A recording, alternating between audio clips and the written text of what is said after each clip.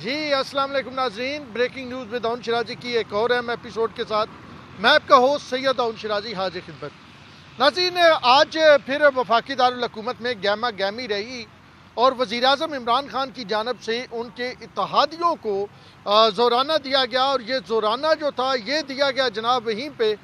وزیر اعظم ہاؤس میں، جہاں پہ وزیر اعظم عمران خان فرماتے تھے کہ انہوں نے اس کو جب جیت کے آئیں گے تو یونیورسٹی بنائیں گے۔ یعنی جب اپوزیشن میں تھے تو عمران خان کا یہی کہنا تھا کہ جیسے ہی وہ جیتیں گے تو وہ اس وزیر اعظم ہاؤس کو یونیورسٹی بنا دیں گے۔ وہ ہمیں بتاتے تھے کہ اتنا بڑا وزیر اعظم ہاؤس ہے، کیا فائدہ، میں اپنے گھر میں رہوں گا، اور وہ تمام ساری باتیں آپ کے بھی ذہن میں ہوں گی۔ آج اس میں کچھ بڑی دلچسپ چیزیں ہیں جو ہم آپ کے سامنے لائیں گے، اور دوسرا ایک بار پھر چیئرمین نیب نے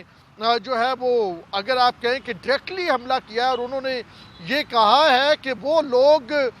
جو 1980 میں موٹر سائیکل پہ تھے وہ دبئی میں ٹاورز کے مالک کیسے بن گئے، وہ تمام چیزیں دیکھیں گے۔ تو یہ ان کا حملہ جو تھا وہ سیدھا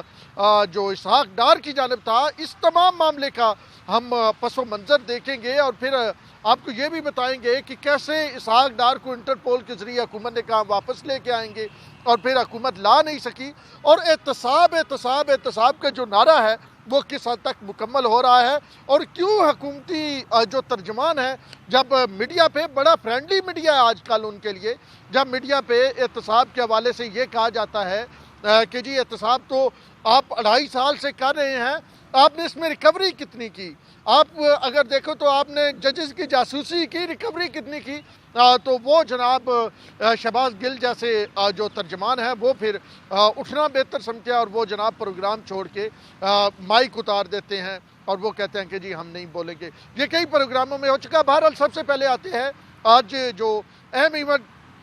وفاقی دارالحکومت اسلام آباد میں ہوا، وہ تھا وزیر اعظم کا زورانہ جو انہوں نے اپنی اتحادی جماعتوں کو دیا۔ سب سے پہلے تو اس میں 2 جماعتیں شرکت ہی نہیں کی، بی این پی مینگل، لیکن وہ اتنی بڑی جو ہے وہ کوئی خبر نہیں ہے۔ خبر بڑی یہ ہے کہ مسلم لیگ کاف کی طرف سے اس میں شرکت نہیں کی گئی۔ کاف لیگ کے نہ کسی رہنما نے شرکت کی، نہ کسی وزیر نے شرکت کی، اور پھر جلتی پہ تیل یا سونے پہ سہاگا، وہ جو مونا سلائی کا ٹویٹ آیا جس میں انہوں نے کہہ دیا کہ جی ہم ووٹ دینے کے لیے اکٹھے ہوئے ہیں، ہمارے اتحاد ووٹ کا ہے، کھانے کا نہیں ہے، تو وہ بھی جو ہے وہ بڑا کچھ اپنے اندر سمیٹے ہوئے تھا۔ اب ہم نے ایک گزشتہ روز ویلا کیا، اور اس میں ہم نے یہ تفصیلات بتائی کہ ابھی مقتدر حلقے سوچ کے آ رہے ہیں، اور وزیر اعظم عمران خان کی جو کچھ سوچ ہے وہ اپنی جگہ ہوگا، وہی جو مقتدر حلقے چاہیں گے وہ کیا سوچ رہے ہیں، اور کس طرح نون لیگ، پیپلز پارٹی اور کاف لیگ کو پنجاب میں ایک پیج پہ لایا جائے گا، وہ تمام تفصیلات ہم نے آپ کو بتائی۔ مولانا فضل الرحمان کے حوالے سے ان کو کس طرح اکاموڈیٹ کیا جائے گا، تو آج کاف لیگ کا اس عشائیے میں شامل نہ ہونا کافی حد تک جو ہے وہ ان سوالات کا جواب ہے جو سوالات پوچھے جا رہے تھے۔ اب دوسری اہم چیز وہاں پہ وزیر اعظم کا خطاب، اور وہاں پہ وزیر اعظم کے خطاب سے پہلے کچھ باتیں ہوئیں، وہ ذرا سنیں۔ ایک تو ایم کیو ایم نے کہا کہ ہمیں وہ اہمیت نہیں دی جا رہی، یعنی اب آپ دیکھیں تھوڑی سی وہ بھی اپنی ایم کیو ایم کا تھرو آؤٹ اگر آپ دیکھیں نا پاسٹ، تو جس جماعت میں رہی، جس کے ساتھ اتحاد رہا، اسے بلیک میل کرتے رہے، وقتاً فوقتاً پھر 9-0 پہ بھی جانا رہنماؤں کا لگا رہا، ان کو مناتے رہے۔ جس طرح الطاف حسین ناراض ہوتے تھے اپنی پارٹی سے، اور پھر وہ پارٹی انہیں منا لیتی تھی، اسی طرح ایم کیو ایم جو ہے وہ حکومتی اتحاد سے ناراض ہوتی تھی، جو مرکزی حکومتی جماعت جس کے وہ اتحادی ہوتے تھے اسے ناراض ہوتی، اور پھر مان جاتی تھی۔ ایم کیو ایم نے کہا کہ جی احساس پروگرام میں ہمیں حصہ نہیں دیا گیا، وہی وہ پیسوں شیسوں والی صورتحال اور وہ سارا معاملہ، اور انہوں نے کہا جی ہمیں کراچی کے معاملات پہ اعتماد میں نہیں لیا جاتا، ہم حکومت کے ہم اتحادی ہیں، تو کراچی میں ہماری بڑے سٹیکس ہیں، اور وہ سارے سٹیکس جو ہیں ان میں ہمیں کوئی ریلیونسی نہیں کرائی جاتی۔ پھر انہوں نے اسی طرح کچھ اور معاملات پہ بھی وزیر اعظم سے جو ہے وہ کہا کہ ان معاملات پہ ہمیں تحفظات ہیں۔ پھر ایک ہمارے ذرائع بتا رہے ہیں وزیر اعلیٰ بلوچستان نے تحفظات کا اظہار کیا، اور انہوں نے کہا جو وعدے کیے گئے تھے آپ کی جانب سے، مرکز کی جانب سے، اتنے پیسے دیں گے، یہ ترقیاتی پروجیکٹ ہوں گے، وہ بالکل پورے نہیں ہو رہے۔ پھر اس کے بعد G D A grand democratic alliance, वही जो पीपल्स पार्टी से टूटे हुए लोग, और वो उन्होंने मिलकर सिंध अंदरूनी सिंध बनाया, उन्होंने भी जनाब अपने तहफ़्फ़ुज़ात के इज़हार किया और उन्होंने कहा कि जी सानू भी कोई नहीं मिला। मतलब फहमीदा मिर्ज़ा एंड कंपनी ने कहा, हमारे ज़राए जो बता रहे हैं कि जनाब आली जिस तरह हुकूमत साजी में हमारा रोल होना चाहिए था उस तरह रोल नहीं है। और फिर उसके बाद बाकी भी जो वहाँ पे लोग थे उन्होंने हर शख्स ने अपने मुताबिक जो है वो जी कहा, अपने मुताबिक आप ये कहें कि शिकायतें लगाईं। वज़ीर आला पंजाब की भी शिकायत लगाई गई और ये कहा गया कि जी वो भी प्रॉपर तरीके से कम्युनिकेट चीज़ों को नहीं करते। तमाम बड़ी खबर वहाँ से जो निकली वो एक तो थी काफ लीग का शिरकत ना करना, BNP मैंगल पहले ही ज़रा दूर थी। फिर MQM का बड़ी शिद्दत से ये इजहार करना कि कराची के हवाले से मामलात में उनको ऑन बोर्ड नहीं ले जाया जा रहा। और दूसरा सिर्फ ये नहीं कि कराची के मामलात, बल्कि उन्होंने कहा कि जी मुख्तलिफ जो हैं वो मुलाजमतें, उसके अलावा जनाब आली मुख्तलिफ इदारों के सरबराहान की तैनाती, उसके बाद जी एहसास प्रोग्राम, वो तमाम चीज़ें भी उन्होंने उनका भी जिक्र किया। अब वज़ीर आज़म इमरान खान वहाँ पे तकरीर भी फरमाते हैं और वज़ीर आज़म इमरान खान ने वहाँ पे जो तकरीर फरमाई है उसमें उन्होंने जनाब सबसे पहले वही एक PM का जो स्टाइल है, उन्होंने कहा जी मुझे ये लोग ब्लैकमेल करना चाहते हैं, मैं इन लोगों से ब्लैकमेल नहीं हूँगा, ये उनका कहना था। उसके अलावा उन्होंने कहा कि जी हम तो मुल्क की बेहतरी के लिए काम कर रहे हैं, लेकिन अपोजिशन जो है हमारे काम में रोड़े अटका रही है। ये वही बयानिया है जो इमरान खान जब 126 दिन का धरना दिए हुए बैठे थे और जाली पार्लियामेंट फरमाते थे, तो नून लीग की जानब से जो बयानिया आता था कि जी देखें वो चीन के सदर आना चाहते हैं, तो इमरान खान साहब की वजह से उनका दौरा मनसूख हुआ, ये पार्लियामेंट को नहीं मान रहे, इसी पार्लियामेंट से ये जीत के आए थे, और वो तमाम बातें जो माजी में हमने नून लीग की जानब से सुनी थी अब PM इमरान खान कहते हैं। और आज भी उन्होंने यही कहा, उन्होंने कहा एक तो मैं ब्लैकमेल नहीं होऊंगा, NRO नहीं दूंगा, और आने वाले दिनों में मैं मजीद सख्ती करूंगा, और आने वाले दिनों में मैं मजीद इन लोगों को पकड़ूंगा जिन्होंने मुल्क का पैसा लूटा हुआ है। तो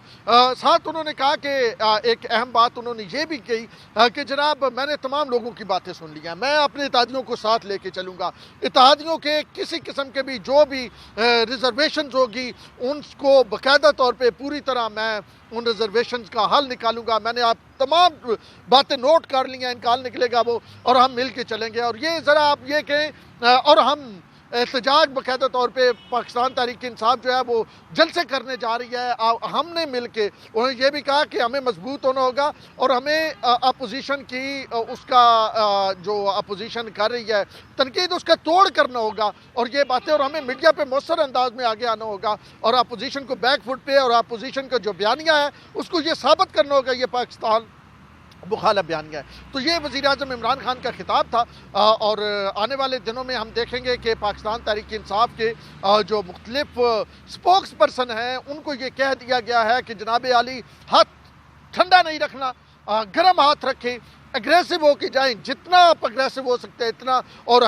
जिस तरह अपोजिशन को डिफेंसिव लेके जाएं। वज़ीर आज़म इमरान खान ने गुज़िश्ता वफाकी काबीना इजलास में भी कहा कि आप एग्रेसिव नहीं है, आप डिफेंसिव है, और मुझे एग्रेसिव टीम चाहिए। और फिरदौस आशिक अमान को भी लेके आना पंजाब में एक इसी मतलब पूरी प्लान के साथ था, क्योंकि मरियम नवाज एक खातून थी और वैसे भी फयाजुल हसन चौहान को इतना सीरियस नहीं लिया जाता था और वो इतने उनके रिलेशन भी नहीं थे। तो फिरदौस आशिक अमान की रिलेशनिंग भी अच्छी थी मीडिया में, क्योंकि वो पहले भी वज़ीर इत्तलात रह चुकी हैं पीपल्स पार्टी के दौर में, तो उनकी रिलेशनिंग अच्छी थी। और फिर खातून के हवाले से बात करें तो वो और होती है, और वो कोई अगर थोड़ी सी बिलो द बेल्ट ज़बान इस्तेमाल करे फिर भी कोई इशू नहीं होता, औरत ने कहा, और मर्द कहे तो वो मतलब मामलात थोड़े से ज़्यादा तनकीद होती है। तो फिरदौस आशिक अमान को भी इसीलिए लाया गया और कहा गया कि आपने पंजाब में टफ टाइम देना है और बुज़दार साहब की पॉलिसियों को और उनकी जो कामयाबियां हैं उनको उजागर करना है। अब कौन सी कामयाबियां हैं वो तो फिरदौस आशिक अमान उजागर करेंगी तो हम देखेंगे। लेकिन एक ज़रूर चीज़ है, आज जब मरियम नवाज सवात में उधर